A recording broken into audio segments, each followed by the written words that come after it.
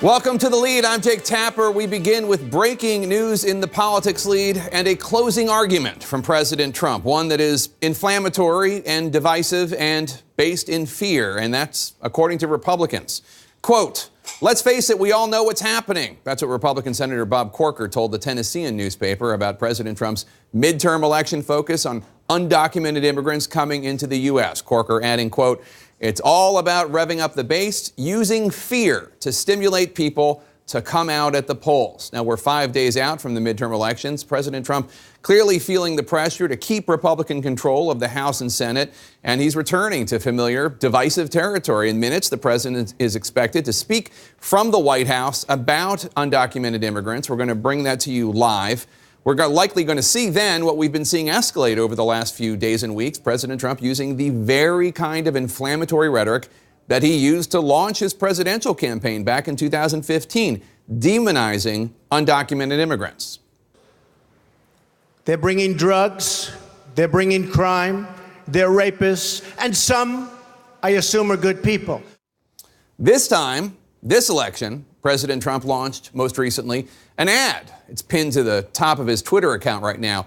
It's an ad that even some conservative commentators have called racist. Republican Senator Jeff Flake said of the ad, quote, "This is just a new low in campaigning. It's sickening."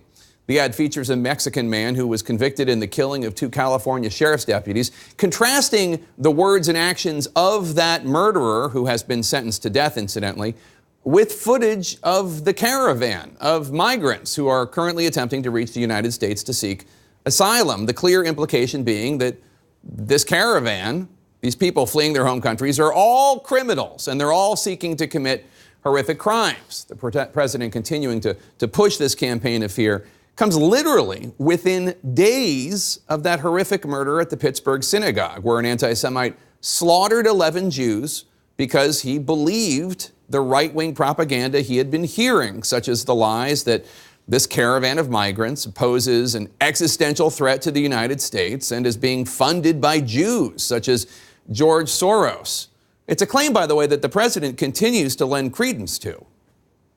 I wouldn't be surprised. Yeah, I wouldn't be surprised. No, I wouldn't. I don't know who, but I wouldn't be surprised. A lot of people say yes.